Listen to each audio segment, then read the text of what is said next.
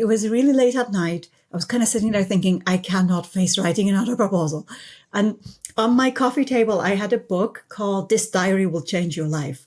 And this diary, which was a really old diary, was actually by two artists. They go as a collective, Bennett.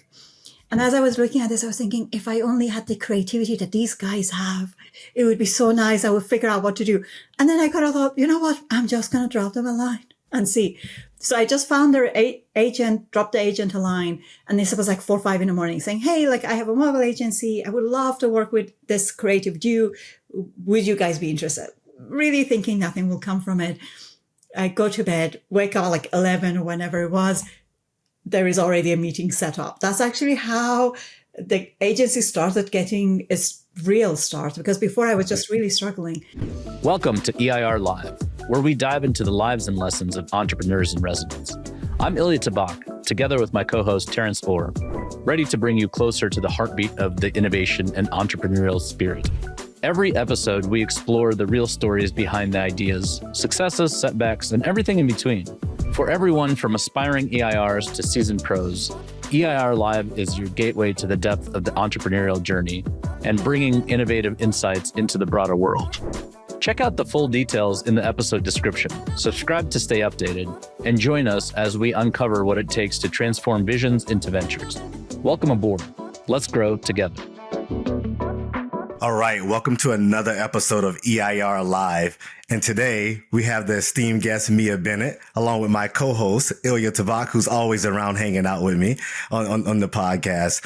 And this one is going to be a treat, people. So I'm going to tee it up and I'm going to introduce Mia to our audience. But I'm sure I won't give her as much justice as she's going to give herself. So we're going to ask her to walk through her background and story. Then we'll just dive into it. But, you know, I've gotten a chance to know Mia over a year now, you know, sort of approaching a year and a half to two. It feels like yesterday when I sort of joined the Oneday group, if you will, but I've had the privilege to get to know her, the grit that she has, the inspiration that she brings to the table, and honestly, just getting after it like any other entrepreneur would do. And doing that and wrangling a bunch of other entrepreneurs, which she will get into, you know, on the chat today. But Mia really started her career, you know, in the early days as a management consultant, right? Providing strategic guidance and advice, right, to some of the world's, you know, largest and sometimes even slightly smaller organizations, right? Helping to guide them to get to the outcomes that they're looking to achieve. And then became a serial entrepreneur in many ways. And then sort of took those skills into the corporate world, right? To help corporates innovate as an EIR as well. And now she's sort of starting on this other chapter of her life where she sort of did that multiple times. And now she's taken all of those skills to recruit other EIRs into this very mysterious role. So Mia, that's just a little bit about your background. Can you walk us through your journey for our audience? Well, hello, everyone. I really like that introduction. Thanks, Terrence, and you're very kind. Let me get us back to the beginning. Absolutely, I started as a management consultant, but I will confess that my actual goal was to be an entrepreneur. It's just that I didn't have the confidence and I felt I had no skills. And, you know, as I was about to graduate, I was thinking, what would be the thing that will give me a lot of different skills? It will open opportunities. I kind of thought finance, consulting. I happened to miss all the deadlines for finance, so consulting it was. And my thinking was, okay, I'll do a lot of different projects. I'll learn a lot. I'll get to work with people. I'll build up my skills and eventually I'll make the jump. This is how I ended up in consulting.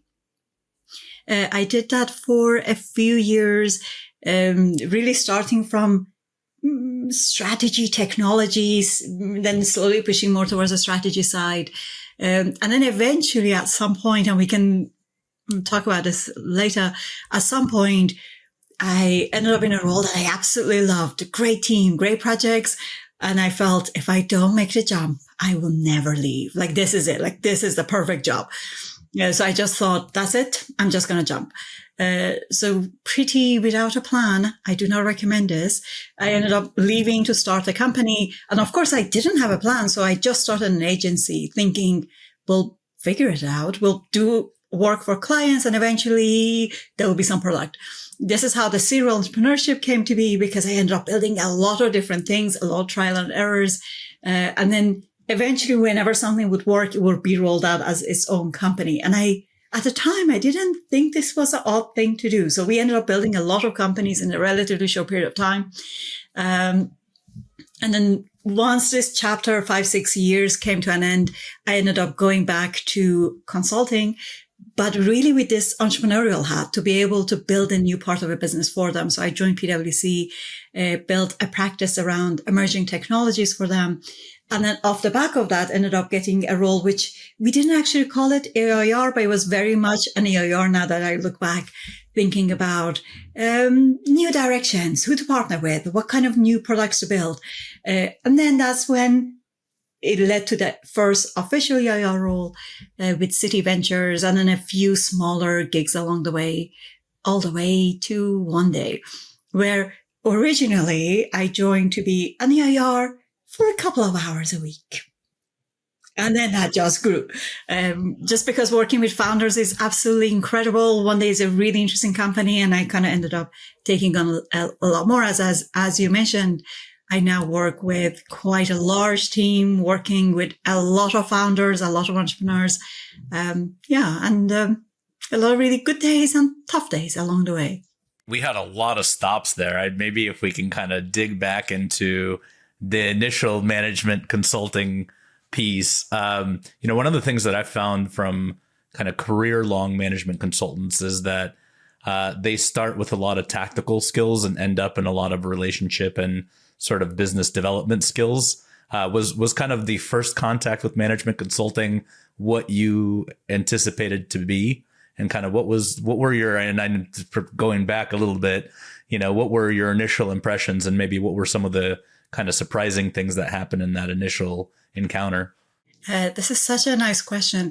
So my only impression of consulting was that it's going to be project-based. I'm going to do a lot of different things. Like, really, that's how naive I was. The first role I had was with IBM. IBM at the time had just bought a part of PwC. And they really weren't quite sure what to make out of this. It was a really, really interesting part. And this is going back 25 years ago. So it's quite a long time ago. You're absolutely right. Very tactical, a lot of amazing training. Honestly, I feel I owe so much to this company, to IBM, because they really trained us up properly. I think we had like 2-3 months of just all of us being in a random city, living together, working together, learning those skills. And coming to your point, we will start 8 a.m. to go and do a lot of training work. And then 5-6, the partners would turn up. And that's when the relationship piece would start. And there was a time where we were working on a project, and I was very dedicated to do a good job. Anyway, so somebody turned up, they invited us to dinner, and I refused. I was like, no, I gotta finish this project. I will see you tomorrow. The next day I got called into the office with the person who was training us, and he was like, part of your job is a relationship. So if you are asked to go for a party, if you're asked to go for a dinner, that's part of the job. There is no, I will finish the project. And at the time, I was really shocked by this, because I kind of thought, you get a role, you do a good job. That's what it is. And not really realizing that there's a lot more to this puzzle. So it's really interesting. And then after this particular period of time with IBM, I ended up joining a much smaller consulting firm. That was all about relationships also. It was really interesting. We worked with a lot of major media companies around the world. And even though I was very young, I ended up going and running a lot of these projects in different countries. I don't really know why they trusted me. I was just this young buck knowing nothing. But the team, they were just incredible by dividing opportunities for the younger folks. And again, a big part of that was establishing credibility, building the relationship, because you're talking to the CIOs, CTOs, just getting them on that journey and being able to push interesting ideas forward. So it's a really nice combination. I really didn't expect it. And you know what? Until you asked a question, I hadn't appreciated how much of this relationship building they had fitted in as well. It's an interesting one. Well, and one of the things I sort of love about that, two things. One is on a previous episode, we spoke with a EIR named Jen Millard, who went through Sears's kind of retail training program. And she mentioned that, they used to do talent development in a very different way, when she sort of was first in her career. And I love sort of thinking about, because, in a startup context, you don't always have time and maybe not even resources to do that. But it's really interesting to kind of think about, how do you develop your people? How do you develop your capacity? I think in consulting, generally, most of the top tier consulting folks realize that if they want to scale, they have to sort of give their people opportunities early and often, otherwise their organization's not going to grow. And so it's great that you were kind of in a place where, it seems like, at least from short conversation, that they bought into that philosophy as well. Absolutely. Because, there are two pieces. One is the training. The other piece is the culture. So there is a lot of emphasis on, if I go back to my own experience, really understanding the history of the company, the why of the company, who are the visionaries within the company, moving between different departments to really get a sense of what to do. So I worked for that company for roughly 3 years, and I did all the way from requirement gathering, kind of BA type jobs, to actual coding. I actually coded a lot of on different projects, being a developer, doing a lot of testing, memories, doing a lot of testing, doing a lot of the management of the whole process, a lot of strategy. So they really, really invest. And of course, somebody green doesn't really know how to do anything, but it's just through this trial and error and somebody kind of watching over you, you'll get the experience. They invested a huge amount. I'm so incredibly grateful. And I really wish we continue. I think some of this has been lost. Maybe a lot of companies don't do it the way they used to. And I'm probably going to double down on this because there's something to be said about we're sort of in the world of startups and entrepreneurship and building things, and that's the world we live in today. But the world we came from, it was a world of structure where they had training, they optimized for efficiency, and sort of making people stay around as long as possible by training them and putting things in front of them to keep them around for many of years, right? So I think it's something to be said about large companies and their ability to train people, to have a certain set of skills that they can then go out into the world and build on top of, right? And I got that training for sure at EMC, right? And I had no clue at the time I was joining an organization that was world-class at IT infrastructure, right? I had no clue that it had one of the best sales forces for training people in the tech industry, right? Outside of IBM, who also had a really good program for training salespeople, right? I just didn't have that context. I was young, right? But it felt like school a little bit when I was there. We had to pass all of our tests 90% or higher on all technical exams. You were fired if you did not, So it was very, the culture, and I don't want to make it seem like EMC was this insane culture, but it was a culture in sales where either you were excellent or nothing else mattered, right? And that sort of really lit a fire under me for the rest of my career, where I sort of learned how to tell stories that would move people. I sort of learned how to get in front of the C-suite or a systems administrator sitting inside of a data center, right? And I sort of got the ability to build those relationships up and down the stack and how to communicate sort of with people, even though I was like 10 years younger than most of the people that I was sort of doing this stuff for. So I feel a lot like Mia in the sense that why did people even trust me to talk to people with this level of responsibility? But in many ways, it sort of gave me the infrastructure for the rest of my life and my career to go out and be good at BD, to be good at telling stories, to be good at pitching when I did get into the world of startups. And I sort of forgot about all that, right? And we're sort of going down memory lane right now. So I think it's something to be said about large companies to train people, that you have to get that on the fly when you're building a startup. There is no program. There is no curriculum. There are no tests. There's none of that. You learn it today. Hopefully you have it right by tomorrow. Otherwise we might not be in business. Right. And so I do think the velocity of learning in startups, right, is faster than in a corporation where you get to take your time and they hold your hand. So talk to us a little bit about that transition, Mia, from the large corporate training, you got the skills, it's technical, and now you're moving into, let's build this agency, right? I have this set of skills. I know how to build relationships, but talk to us about that transition. Well, my good friend, I thought I did have all of the skills. So by this point, I kind of thought, yes, I've run a bunch of projects. I know how things work. But of course, I knew within the context of these really large companies, as you say, they have processes, they have structure. It's clear who's supposed to be doing what. They know who who their customers are. So, it's a little bit easier to plan or have ideas when you know who are you selling to? You have a budget. You kind of know the path. You have resources.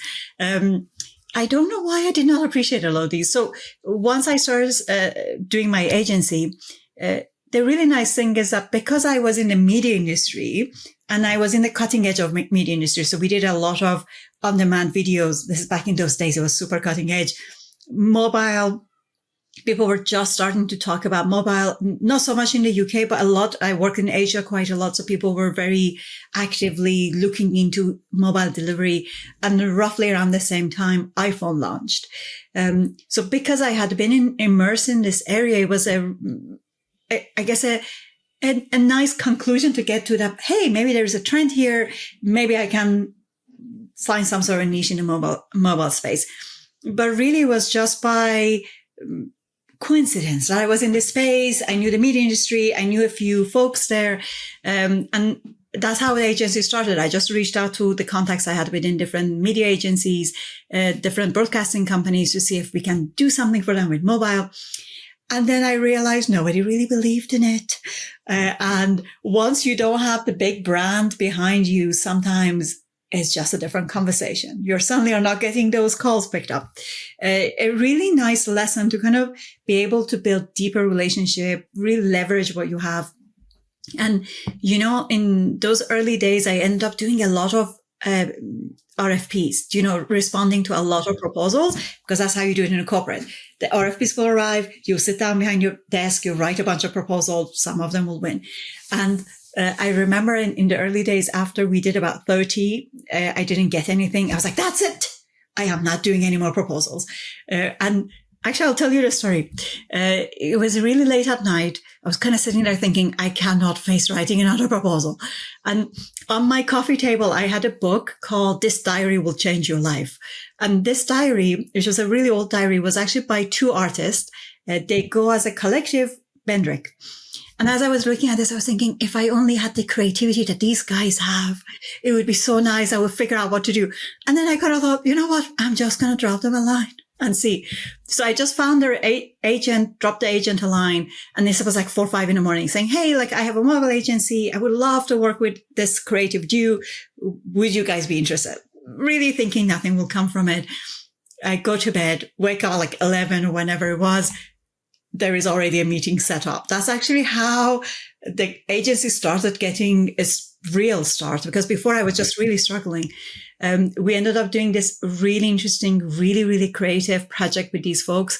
It wasn't super commercial, but it immediately got us so much PR, so much attention that I never had to do any more proposals. People will come to us because they suddenly saw the quality of our work. And then it clicked for me that because I'm a tiny person now, the only way to win is by partnerships. So I ended up building a lot of partnerships to shorten that sales cycle and effectively get projects that way. So really changing the path and doing things slightly differently and really rapidly building products and testing. So I cannot tell you how many products. I think we might have built in space of 5 years, possibly more than 40 products, build, launch, and then realizing nobody cares about a random product. And then, okay, next time, maybe we should talk to people first. So there were a lot of these lessons that we learned through these trial and error. But a really new set of skills were really required compared to before. Like things could not be tidy. Things could not be structured. You got to just go. There's an opportunity. Go, respond, be fast. And frankly, if it doesn't work, not a big deal. We'll try again. This is quite a different path and different attitude, I think. But it was helpful to have that foundation that you knew when you needed to. How can you do quality work? But otherwise, let's be scrappy. There's so many things I want to kind of pull at. If you would let me jump in here for a second, Terrence. First of all, the RFP thing, I spent the first chapter of my career, studying to be a professor. And so everything was proposal, RFP, publication. And then when I broke out to go be an entrepreneur, kind of my second chapter of my career, I found it, sort of preposterous on how much, sort of folks were focusing on being good book report generators, because I had just broken out of this world where that was sort of the only way really of doing things formally. But it's just interesting to sort of think about where's your advantage, where can you sort of operate? Larger companies have very good and established processes. So in many cases, they're quite good at being able to do that. But it's just really interesting to see, somebody that's used to the RFP process coming out and, kind of starting to do their own thing. And it's just like, this is what you do. Let's respond to an RFP. And I'm like, you and what team, right? You and what army, and against what, like just competitive bidding generally in a lot of things. If it's you against a lot of large incumbents is very, very difficult. And so it's just interesting it's a good way of like thinking about what do you have to do differently and what do you have to win, and sort of the asymmetry between large established organizations or larger teams and ultimately kind of smaller, more agile teams. So I just wanted to sort of double click on that a little bit. Absolutely. Because, I don't know, looking back at it is such an obvious thing, but at the time I felt I knew what the method was because it had worked before, not realizing in a different context, you really need to be a lot more agile and do things differently. It's a really interesting lesson to learn. And just that part. So that's the other thing is a lot of the time you can be successful at large organizations by sort of repeating and really getting efficient at the things that have been built to make the company successful.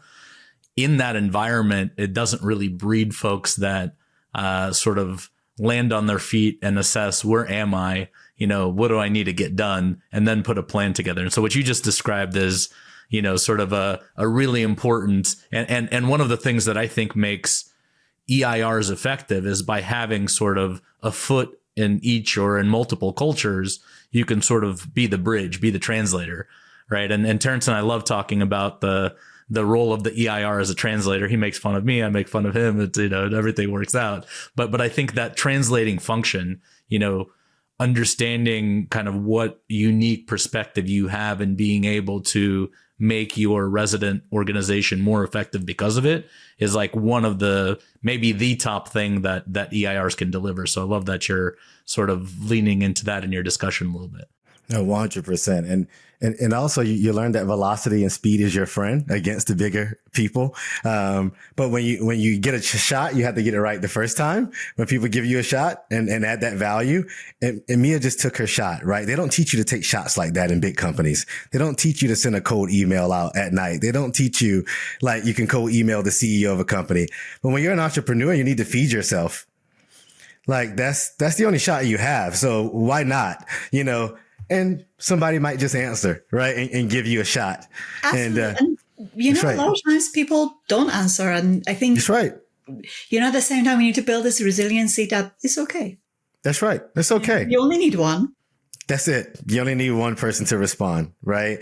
And so talking about EIR role as a translator, let's talk about you transitioning into your first EIR role. Right. Taking the experience that you had learned along the way in management consulting with the agency, you did PwC, right? And you led special projects and alliances there. And now there's this little weird sort of role that sort of just popped up in the world called the entrepreneur in residence at a financial services company that we know as Citi. And you made that transition. Talk to us about how you heard about the role, right? Did you know what the heck an EIR was at the time, and walk us through what you did there at Citi? So how did I hear about it? So in reality, the role I had in PwC, not the first role, but the second role was really an EIR role without that title. And because it was that type of a role, I had a massive network of investors, entrepreneurs, people in incubators, accelerators. I was very well connected within the UK. And I was very active in the scene, whether it was to connect people, run events, be in conferences. I was very much a fixture for a period of time in London. And as a result, I had this really nice network. And within this particular role, I ended up creating quite a lot of really nice commissions, interesting projects, really interesting new paths to move forward for certain startups I managed to bring into PwC. And one of the people within my networks is a really dear friend of mine now, Uri. He had collaborated with me on and off as part of this particular role that I had. And then at some point, he was working to set up Citi Ventures. Citi Ventures didn't have this program. So they had an investment part that was based in San Francisco, and they were in the process of setting up a venture building side. And there were still discussions happening. He was working on the design. And then at some point, he reached out to me to say, hey, this is kind of similar to a lot of the work that you're already doing. Do you want to have a conversation? And that's sort of how it happened. When I joined, I think they had a really small team. I think I might have been maybe the second or third hire I was a third EIR to join that team. And it was a hugely exciting time because we were just starting to think about what does the structure needs to be, thinking, okay, how do we, and we thought about it in two different ways. One, how do we try to change the culture? Because if you think about it, Citi is a beast. Do you know, like a very traditional, really well-structured, very hierarchical business, hugely. And then on the other side, we want to say, okay, let's change the culture a little bit so they will be amenable to us. But on the other side, how do you identify these entrepreneurs, bring them in, figure out what the project should be, support them through that process. So we had this two-sided role, and really interesting. It was really amazing to see how quickly you can capture people's hearts and minds. We had, it was bringing so many good memories. It was a really interesting role. We had a lot of different people who were just hungry for a little bit of interest, for innovation, for something other than just doing whatever the day job was. Amazing, talented people applied to create these teams. And I sat in the London office looking at institutional banking, but we had another side in New York, which was specifically for fintech. In fact, some of the folks from the fintech team ended up joining Oneday as well. Brian Meese is actually one of my colleagues from Citi Ventures. So that's kind of how I ended up getting into it. But it wasn't a huge shift because I was doing similar things in PwC. So I was a sponsor for the very first accelerator that we ran in that company. I was involved with a lot of these relationship buildings, a lot of commissioning for different projects. So it wasn't super far. It was just a lot more structured. And suddenly you had your own space to experiment and do interesting things. And also, I think the difference was that in Citi, they do have labs around the world where they have really strong technical talent, and each lab will specialize in a specific thing. And we were lucky enough to work with these labs. So in a way, you have the business talent, you have the technical talent, you have the resources, you can make things happen. And Citi, at least at that particular moment in time, super keen to experiment and figure things out. And it was just a really wonderful place to be. Let me ask you a question about this. So it sounds like at Citi, you were one of the first three in the UK, right? Did they already have EIRs in the US already? So the project was, I'm not 100% sure if they started at the same time, but the actual project was being effectively birthed by one person from New York, one from London, and Uri. So it was still very new everywhere. Okay. My early exposure to Citi Ventures was D10X, right? So that's right. That's the program. Oh, okay. All right. That's so, right. So D10X, I knew about D10X and people had told me about it, but I think it had legs at this point, right? It wasn't new. I think this was around 2020 when I heard about it. So we probably started in, I want to say 2016. Okay. Yeah. That makes a ton of sense. And so that sounds like an incredible ride. And one, you had multiple other EIRs that you can bounce things off of when they got into the environment. You were also what we used to call looking for the rebels. I used to work at a firm called Mach 49, right, as an operating partner. And we used to help people recruit these EIRs in their corporate environments. And they used to say, well, we don't have any entrepreneur people in our company. And we used to always be like, are you sure? Fine. They're always like there. They're hungry. They just don't want to raise the alarms because you're paying them very well and they have security. But the moment you give them something else new to do to sort of create another path for the company, you might find that you have a lot of entrepreneurial people in your company. So we used to ask them, who are the rebels in the company? Who are the people who are always going against people at the all hands? Who are the people who always have new ideas? Who are the people who, give us those people. They should be in the venture building function of the company. That's right. And it's such an amazing way to also keep talent. There's a lot of these people, okay, they're well paid, they have security, but at some point they're going to get tempted. But this is such a nice way to keep talent, to keep them engaged, really get those amazing ideas out of them. They already know the business, understand the customers, already connected. It's such a wonderful way to leverage this group of people. That you're right. Sometimes they seem like the rebels. The rebels inside the companies. And honestly, I think it's a great way for people to get entrepreneurial experience on training wheels is what I like to call it, because now you don't leave the corporation and something called customer discovery, right? You need to actually fall in love with the problems and marry the problems and not the ideas and the solutions that you have, right? Terrence, in Citi Ventures, you have no idea how much customer discovery we did. Oh, that's good. The really amazing luck that we had is that, of course, part of the business force, at least on the institutional banking, every client will have an account manager.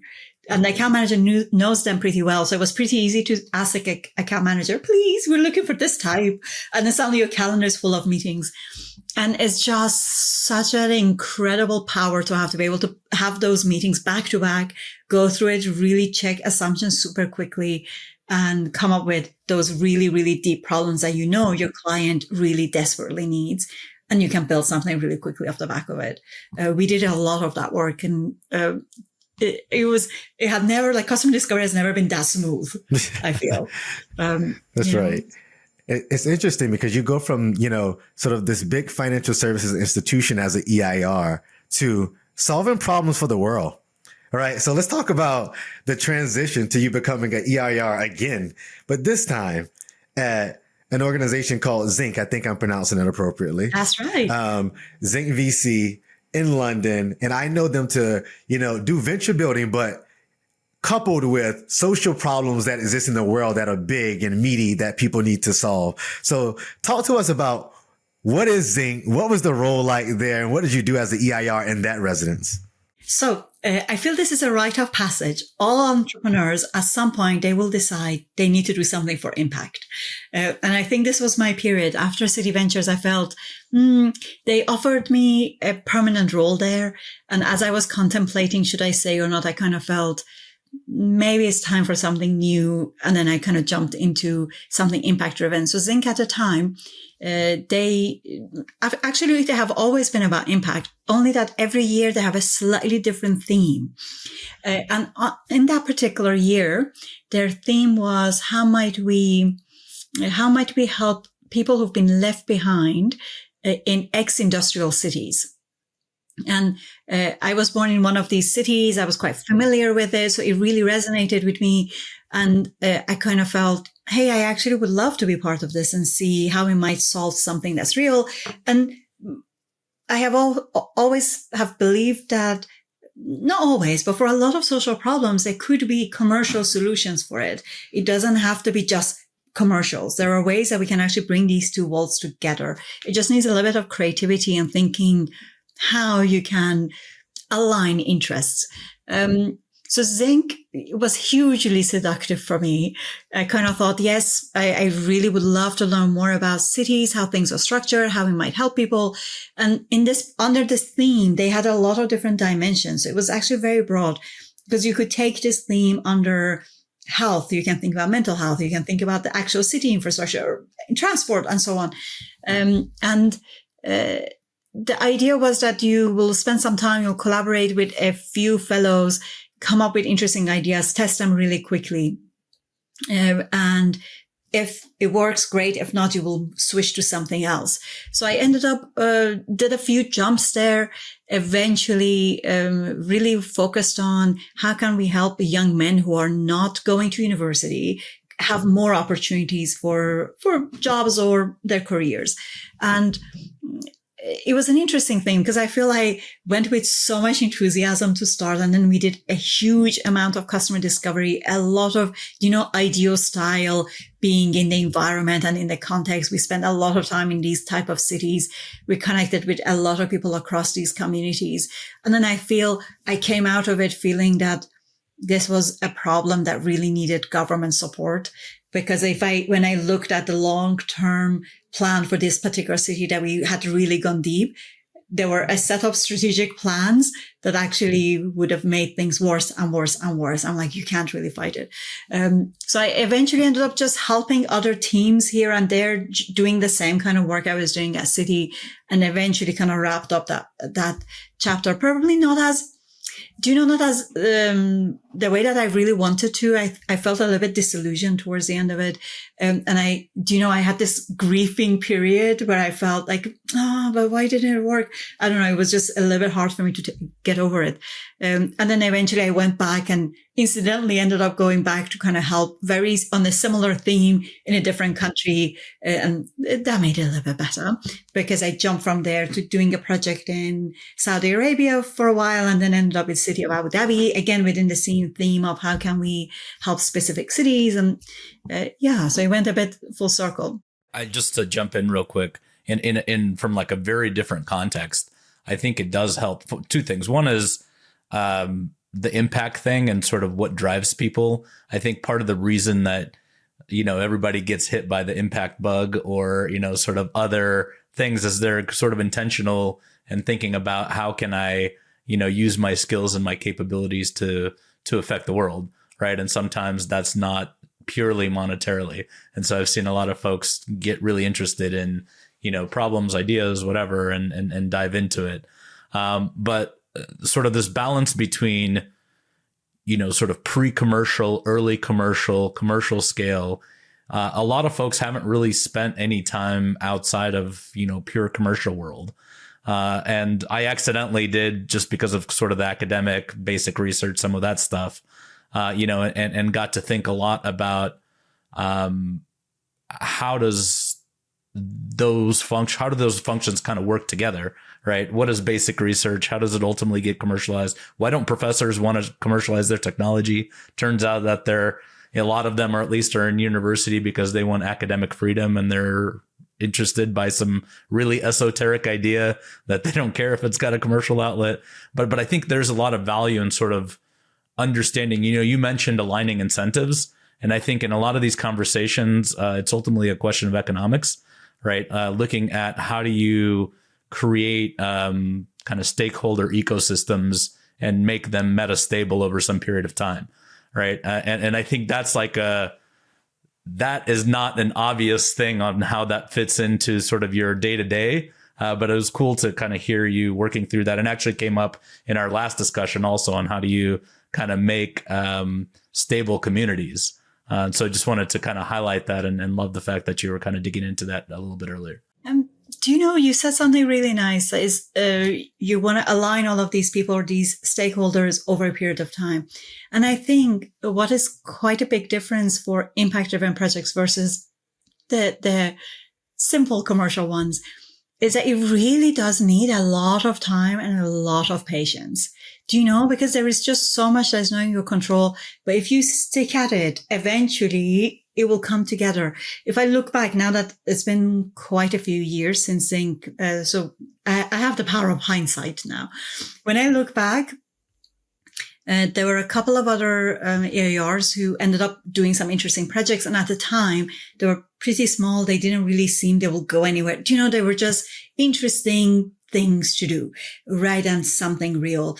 But over time, with a lot of grit, a lot of patience, just not giving up, they have managed to shape and form and figure things out. And now they both have really, really incredible businesses who are doing really interesting stuff.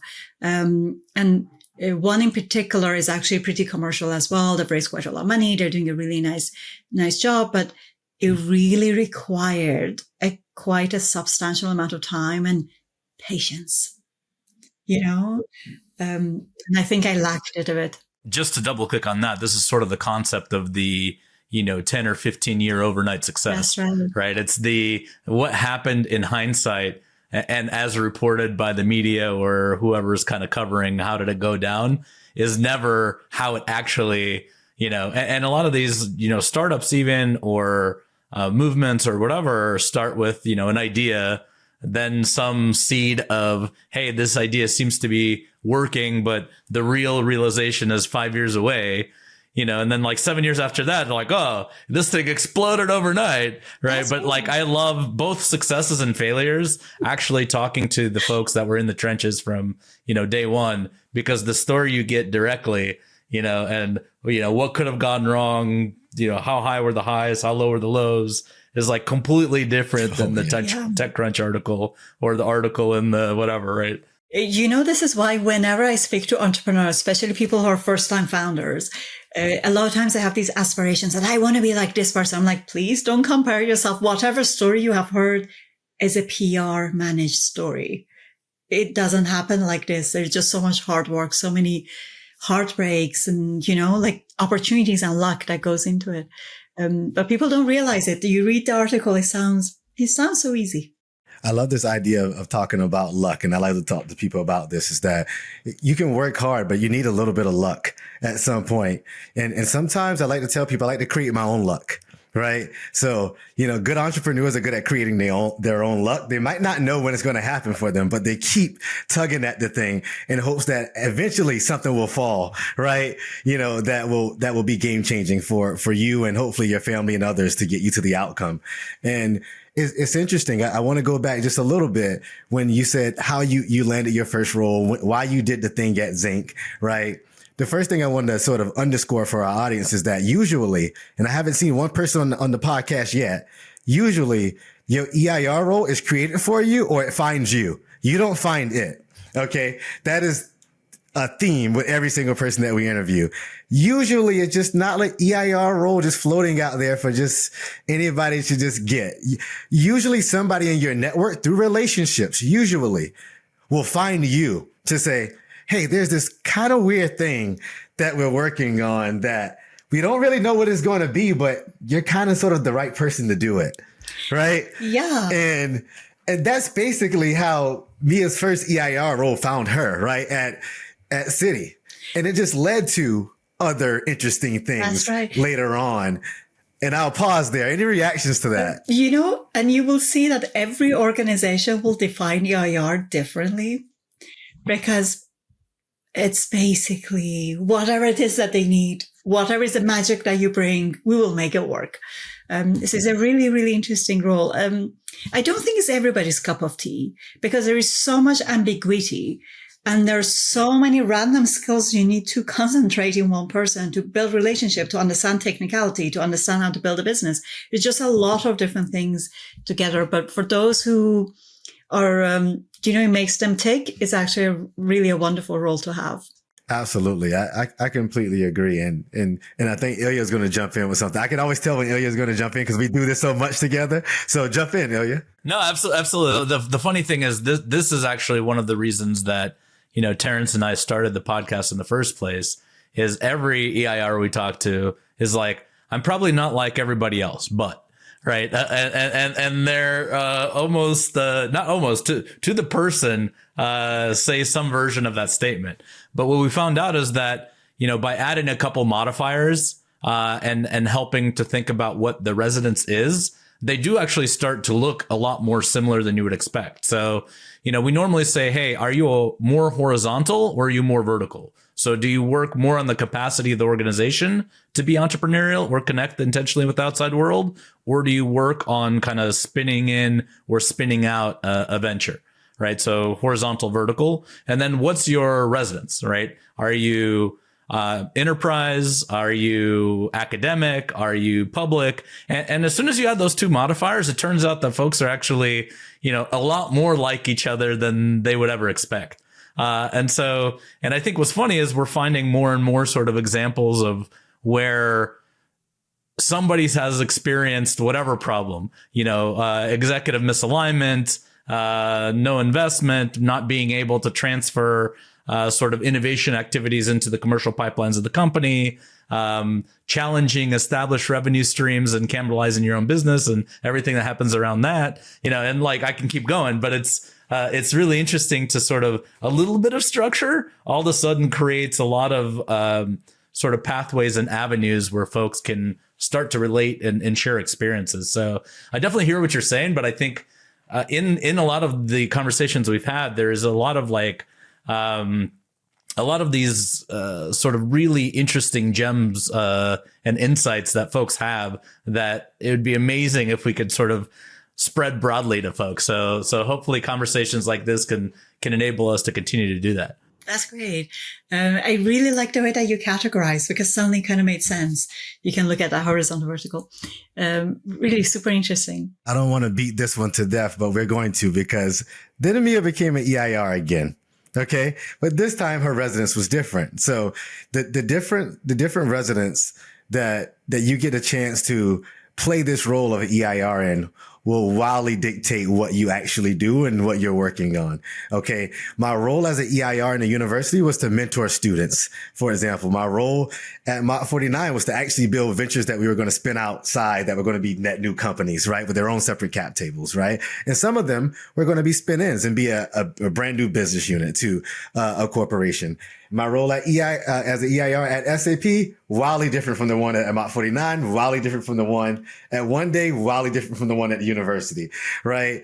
So the same thing is true from you going from Citi to Zinc into now finding this very mysterious company that was growing at a rapid rate in London, right?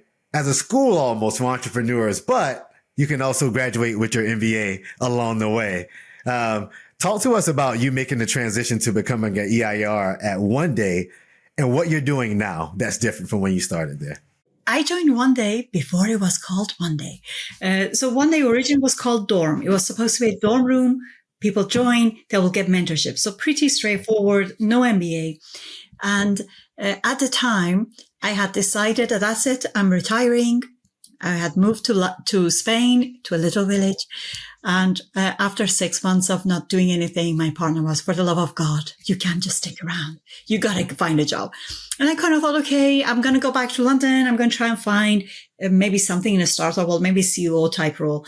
And around the same time, somebody reached out to me, or maybe I applied for Dorm. They were looking for somebody who will take on 2 or 3 founders, so nothing more. And I kind of thought, well, mentoring, that's not so hard. I already had a bunch of clients. And I kind of thought, okay, 2, 3, that sounds great. I had a really quick interview and immediately I had like a few founder conversations and I absolutely fell in love with it. It was just such a bizarre thing because I kind of thought it would be a nice little thing to keep me connected to the world whilst I'm finding my actual gig. And in parallel, I was actually interviewing for another startup. This was the thing that I was going to actually do. And what I found about Oneday that was very different, it was basically mentoring first-time founders, but not the type of first-time founders I had worked with before. So before I had worked with, the typical founder that kind of have some experience or are super bright or, they come from a technical background. The founders with the original Oneday, they were people who just wanted to build a business all the way from, hey, I want to do a retail business to I want to do food, I want to do tech, like all across the boundaries, but also hugely diverse. Doesn't matter how you define diversity, whether you're talking about race, gender, race, like it doesn't matter. Like that's what it was. And I was just, it almost going again from kind of wanting to try impact to going back to commercial world. And I came back, I'm like, hold on, accidentally, this is actually really nice. I feel like it actually matters what I'm doing. And it made me feel I'm sharing things that are almost secret, like nobody knows these. Like my clients or my founders were just so far from the startup universe that it felt suddenly was super valuable. And it was just such a wonderful feeling to see them and see how quickly they transition. And I really loved it so much. So I ended up getting more and more involved. And because I had come back from a venture building background and I had a lot of structure over the years, I brought a lot of that structure into Oneday.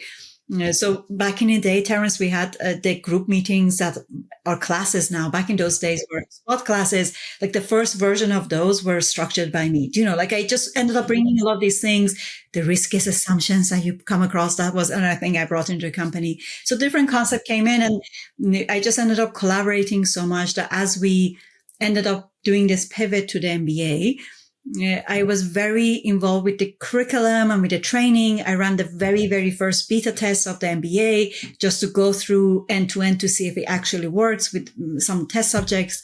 And this is kind of how I ended up getting more and more involved. And eventually, I took over the role of the head of the faculty to look after all of the EIRs, all the way from recruiting, training, making sure everybody is happy, everybody knows what they're supposed to be doing.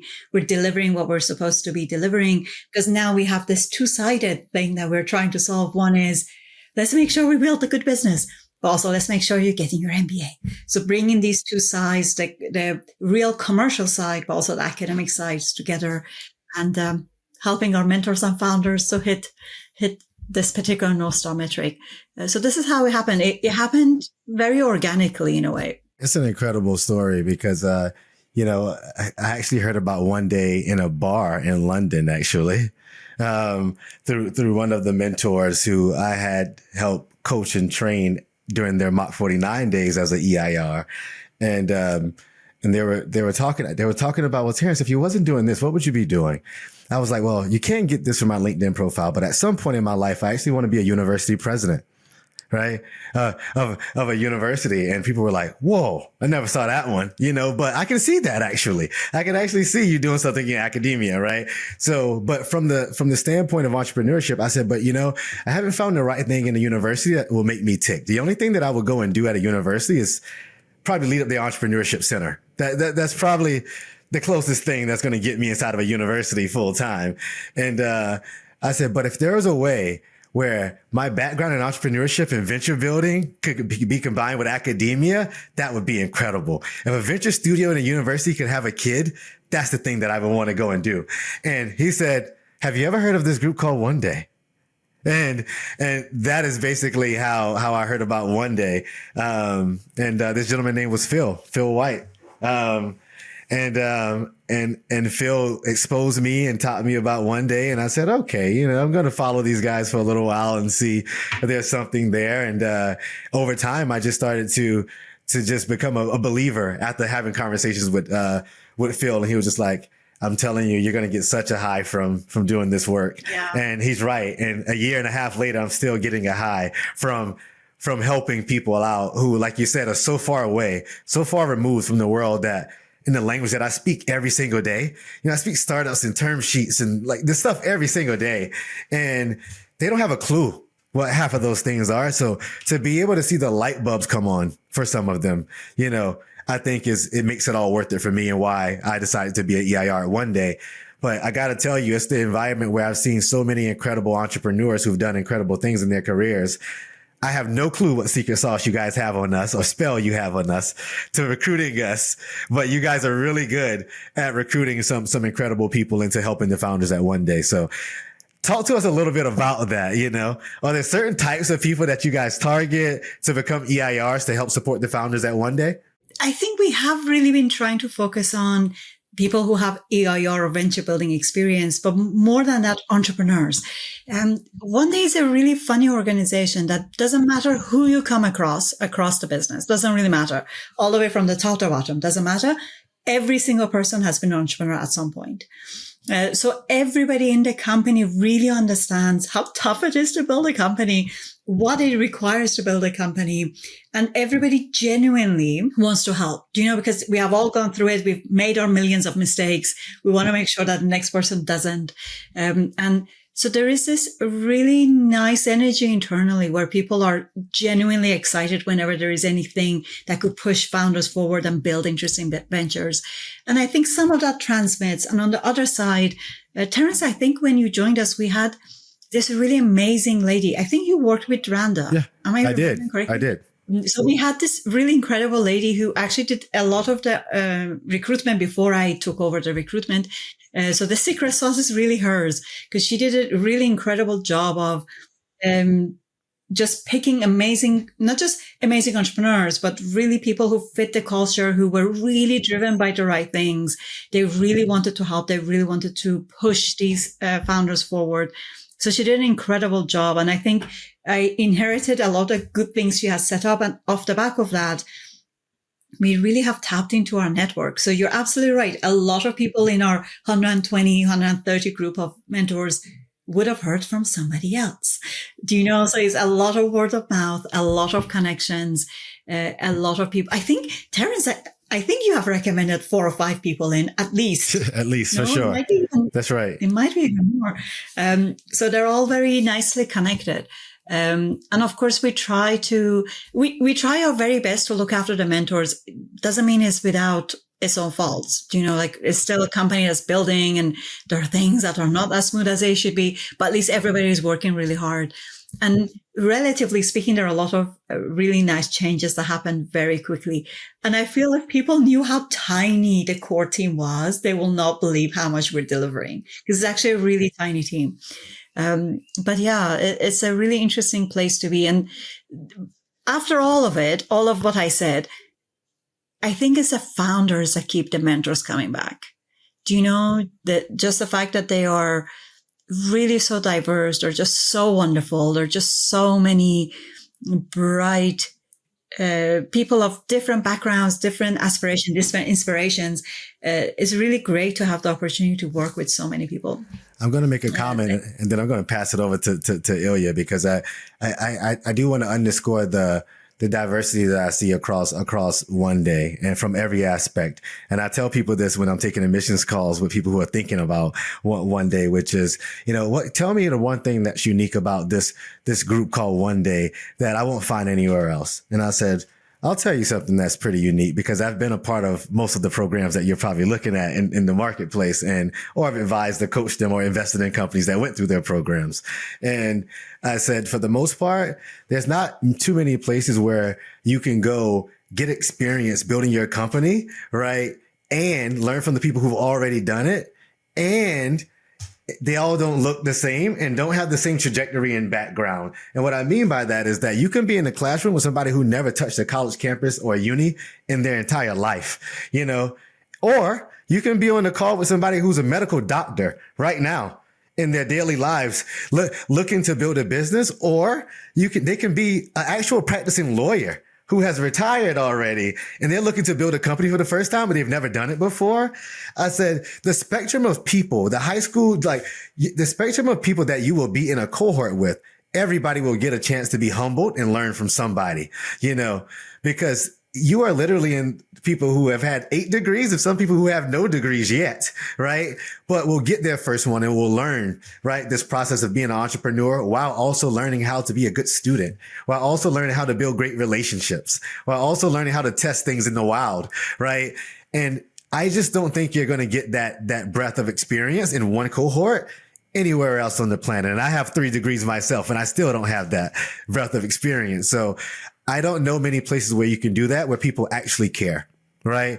They're here for you and not for them. They've already done pretty well for themselves. Actually, they don't actually need to be here. They're actually here because they get a high from helping people like you build the next great thing in the world, right? So that's something I want to underscore about the diversity. And I know Ilya is going to take us to the looking forward, for the rest of the podcast. Well, and actually maybe just make a quick observation. I can't speak to Oneday directly, but I will say that one of the things that we've observed generally in kind of the EIR network, and then, more generally I've observed in my professional life, is that having connectivity to diverse networks is sort of a interesting superpower, right? And even to Terrence's point about sitting down and talking to a colleague mentor and learning about, one of the more interesting ways to be a business or innovation hipster is to have a powerful network, right? Because you always hear about what's coming up in 3 years. And then if you've made that jump from, research to technology to sort of other orbits of knowledge, you start to develop the ability to be that hipster in multiple orbits. And so it sounds like, in some of the things you guys are talking through at Oneday, there's a little bit of that flywheel effect of, bringing interesting, diverse people with kind of robust networks, I guess is the way that I would describe it. And then all the magic that happens there.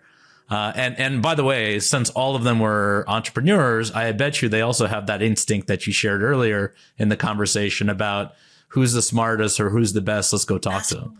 Right. And those two things are combined are, unstoppable. I'll pause for a second because I'm sure you got some thoughts there. And then we can go forward. So you're absolutely right. There is something really quite powerful about having these diverse networks. I think in Oneday, we're at the beginning of that journey. So we have a very, very interesting group of founders. We absolutely have a wonderful group of mentors, which is equally as diverse with really different backgrounds. I don't think we have leveraged it properly yet. We're still in the experimental period to see actually how can we tap into it that will naturally, these connections will happen. We're in that process. I think I have really high hopes because I think we haven't even tapped into like more than 5% of the power of the network. So we have a bit of a way to go, but I think at least the foundation is there. We just need to kind of figure out what to do next. Because I think this is my hypothesis, not the company's. We all know that you cannot build a business just on your own. Like it's just not going to happen. Even if somebody wants to be a sole entrepreneur, you really need to have a few people around you. And a lot of our founders are, of course, single founders. They're coming through the program because they're getting the MBA. It's a very almost solo journey. But I really would love to see if there is a way that we can connect them together, because I think that's when the real magic could happen, when you have these complementary skill sets together. And if there is nothing stopping them come together to build a business together, and at the same time do their MBA. I think that's kind of my secret wish, that we enable this a little bit more so we can have co-founders and really be stronger together. But we'll see. I tried when I had my own founders. I had roughly about 30 founders, and I constantly tried to do matchmaking to different degrees of success. But yeah, I think there is a really nice potential here. I would love to explore it over maybe the next year. What's interesting there, that sort of touches on another thing that I've found, is that when you're young or earlier in your professional career, or at least this was the case for me, folks don't really appreciate to how long-term of a game this is, right? And there's some interesting folks that talk about, sort of what's the value or what's the opportunity if you can sort of think of a lot of these things as a long-term game, and where is the multiple, kind of the maximum leverage that you can put forth. And I think, especially early in my entrepreneurial career, I didn't really appreciate sort of the long arc of how long I was going to be having these conversations for, right? And we were actually chatting with another lady that I had worked on with on biofuel maybe a month and a half ago, something like that.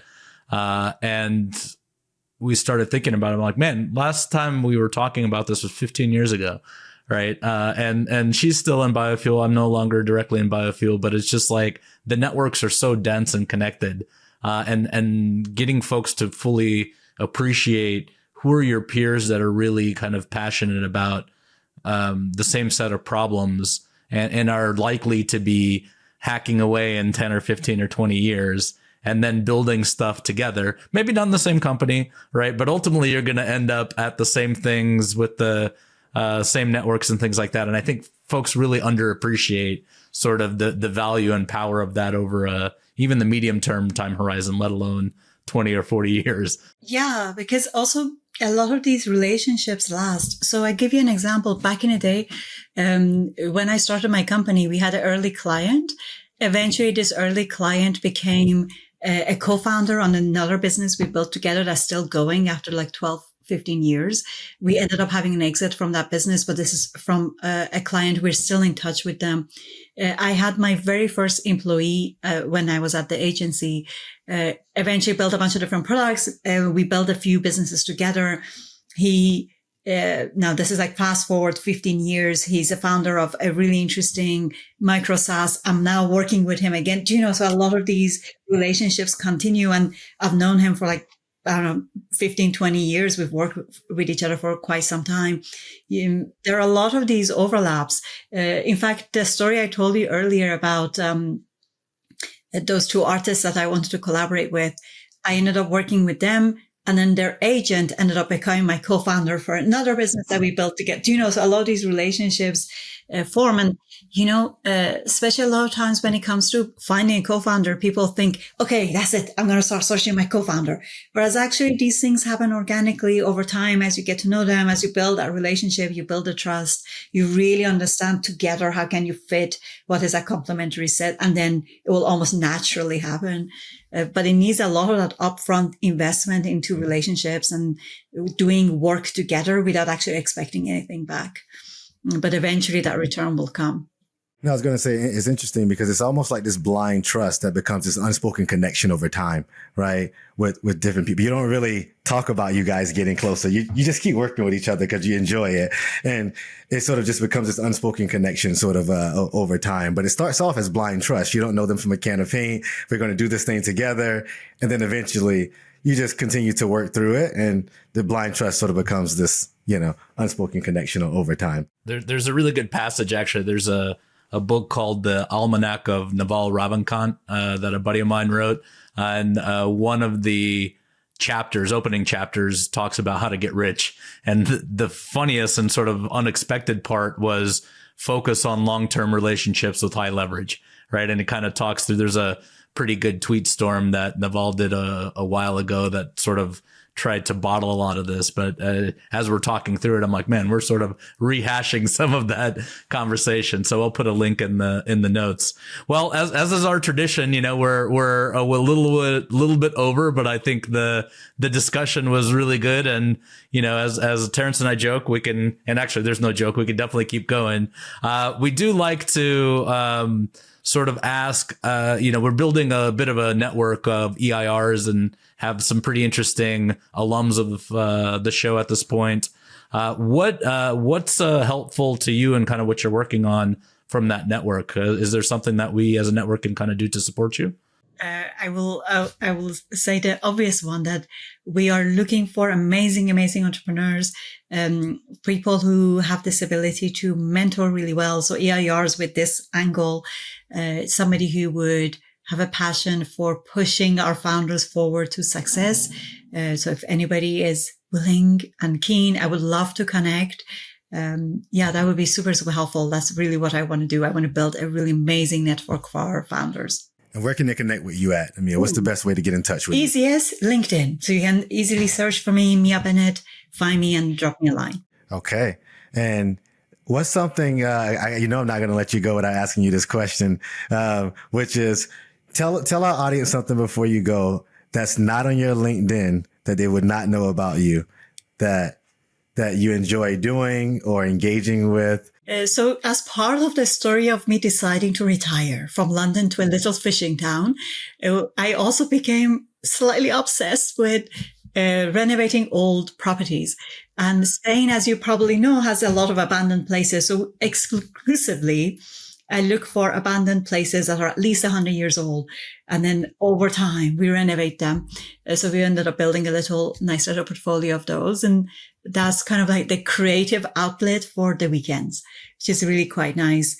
And there are also a lot of really interesting commercial opportunities in this space. I don't want to spoil it too much, but again, if somebody was interested, more than happy to share more. This is maybe something a lot of people don't know. That's super interesting. I did not know that. So now we're going to talk more about old historic buildings that I know about potentially. So that is very interesting. And lastly, Mia, do you have a dream EIR role that if you can wave a magic wand and do it today, what would that be? If you had asked me a few years ago, I would have said a company who's doing deep tech. Like I would love to work with scientists, with really super smart people. I find it so incredibly stimulating. But But now that you're asking me today, I feel in a way I do have that dream job. I think Oneday is a really, really interesting role, and it has a lot of space to still figure a lot of things out. It's actually pretty challenging. It's really, really hard. And whilst it's really hard, do you know, it has the opportunity for me to kind of learn and figure things out. So it's super interesting right now. So let's see. But after this chapter is closed, maybe deep tech. All right. Well, we have a very interesting guest that you have to meet. You two will be in the same EIR network, and Ilya know who I'm talking about, but I won't say the person's name until your episode and their episode come out. So thank you so much, Mia. We're so grateful for your time today, and thank you for all the insight. We really appreciate it. Absolute pleasure. Thank you for having me on. It's really great talking with you and going back to past memories. So thank you. Thank you for the opportunity. Of course. Great discussion. Thanks for your time. My absolute pleasure. The thing that caught me about this episode was how many times I sort of had to pause and be like, man, I want to talk more about that, and diving in, and I actually appreciate you stopping the flow of conversation a couple times and just saying that hey, I think Ilya wants to jump in.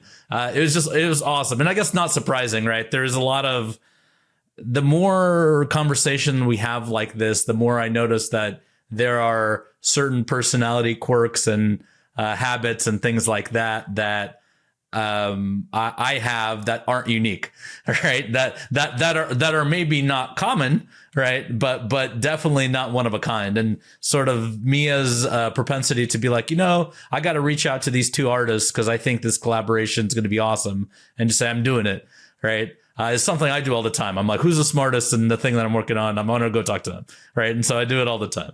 And then this whole idea of like network and alignment and incentives, and sort of piecing together tactical and strategic and things like that. I'm like, man, there's just a lot of common background there, and so it's cool being able to turn over and go through some of these really interesting stories and stories like Mia's, because I think it really helps folks think about, which parts do I have, which parts don't I have, and maybe who can I learn from, who's a little bit ahead in the game in the direction that I want to go. And I think that's really what I enjoyed about this episode. There's just so many more directions we could have gone that we had to sort of, in the interest of keeping it at only over 15 minutes, instead of over an hour. And it was great. So that was mine. There's a few other reflections, but I think that's the main ones. What kind of stuck out to you? Yeah, I'm going to try not to be long-winded on this one because I have so many. And I'm going to call this the onion episode because there's so many layers to it that we can peel back to really, we can create a part 1, 2, and 3 from this because there's so many layers. She got into deep tech, relationships, impact. I mean, so many different layers to the conversation, the diversity of her recruiting the entrepreneurs and residents in the current environment that she's in right now. But what really, really, really is sticking out to me about Mia is her ability to build, create, and nurture relationships over 25 plus years, right? And still doing it, right? And this is a theme that we're starting to see, right? In some of the entrepreneurs in residence, is that relationships matter. Relationships are key, and not just for the moment. They're relationships that people have literally poured their heart, soul into and developed over like decades, right? So I need for people to understand that the importance of relationships is not just about you being a great entrepreneur. It's not about you just having a great product. You also have to be a decent human, right? And to maintain relationships with people. So her underscoring the relationships was a sort of a critical theme that I saw.